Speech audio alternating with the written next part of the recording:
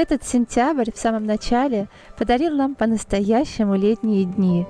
Зелень была еще такая яркая, а после теплых коротких дождей воздух пах цветами. Солнце уже садится раньше, но его лучи еще по-летнему горячи. А листва на деревьях даже не думала желтеть, она была сочная, зеленая и полная жизни. А эти короткие внезапные дожди, они не несут с собой промозглой сырости.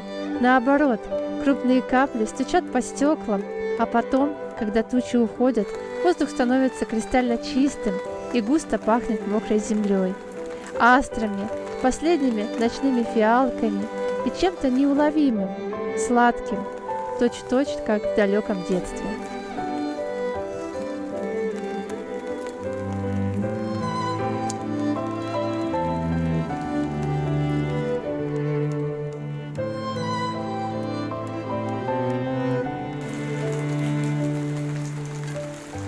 В этом межсезонье, в этой зыбкой грани между двумя мирами, уходящим летом и грядущей осенью, я ловлю свое особенное состояние души.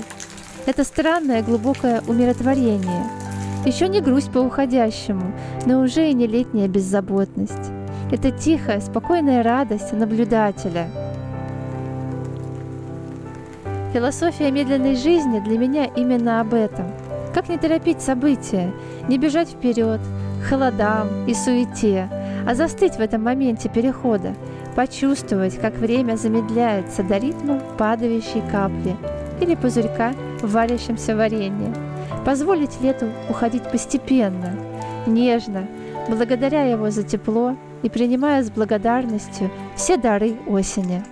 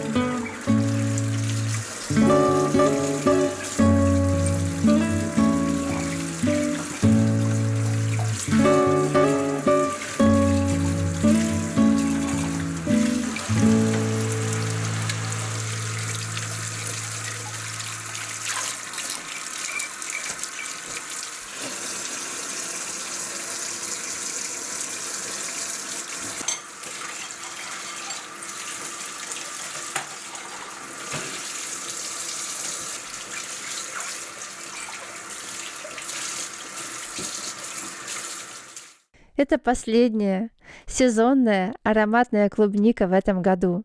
И поэтому хочется сохранить это чудо на долгую зиму. Поэтому часть клубники я замораживаю, чтобы готовить из нее ароматные смузи или коктейли, или добавлять в выпечку. А из другой части варю варенье и готовлю его без сахара на сиропе топинамбура. Если хочется сделать варенье более густым, можно добавить пектин. В этот раз у меня получилось более жидкое варенье, но оно не менее вкусное, хоть и не такое густое.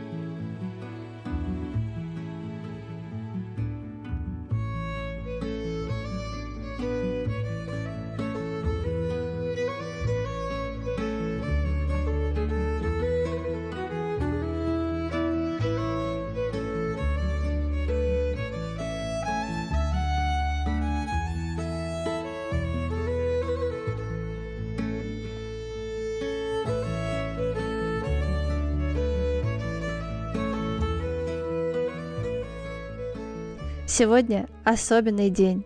День осеннего равноденствия. Астрономический рубеж, миг идеального баланса между светом и тьмой. Природа замирает в гармонии перед тем, как склониться в сторону темноты и холода. Для меня это глубоко философский день. Он напоминает, что наша жизнь – это тоже постоянная смена циклов. И важно находить баланс не только в природе, но и в себе. Между активностью и отдыхом, между общением и уединением, между тем, что мы отдаем миру, и тем, что оставляем себе. Осень – ведь это не время увядания, а время сбора урожая, подведения итогов и создания внутреннего уюта. Так пусть же и ваша наступающая осень будет столь же гармоничной, пусть в ней найдется место и ярким всплескам, и тихому умиротворению. Пусть ваш дом будет наполнен теплом не только от батарей, но и от душевных разговоров, а сердце чувством спокойствия и равновесия. Встречаем осень не с тоской, а с открытым сердцем, готовностью замедлиться и вкусить каждый ее момент. С праздником вас, друзья!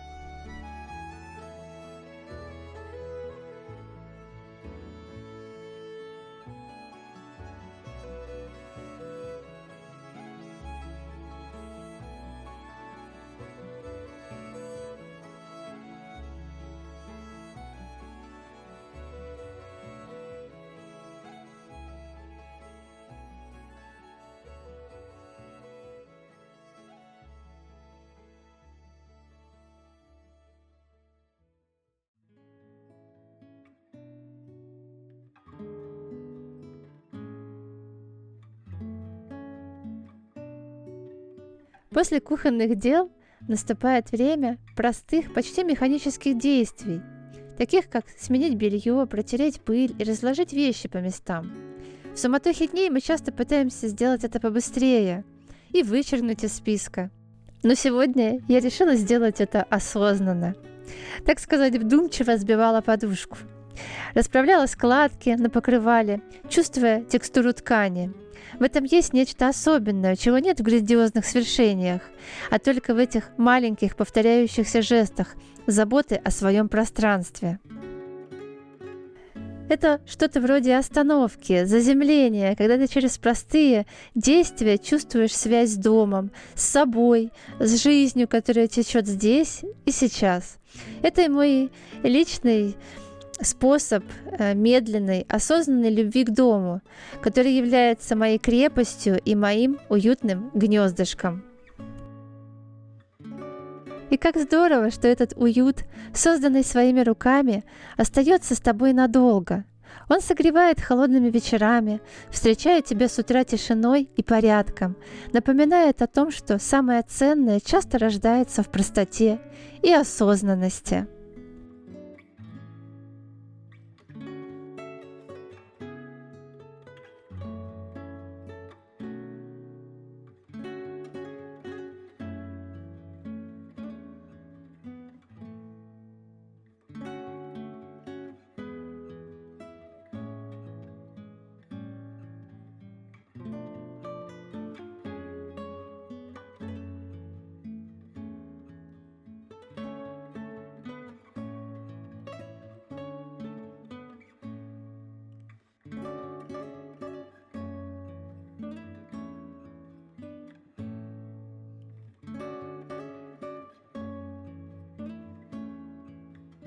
Ну вот, пожалуй, и все на сегодня.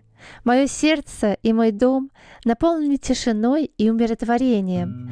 Надеюсь, что и вы найдете сегодня момент, чтобы замедлиться, прислушаться к себе и сделать что-то простое и приятное для своего пространства и своей души.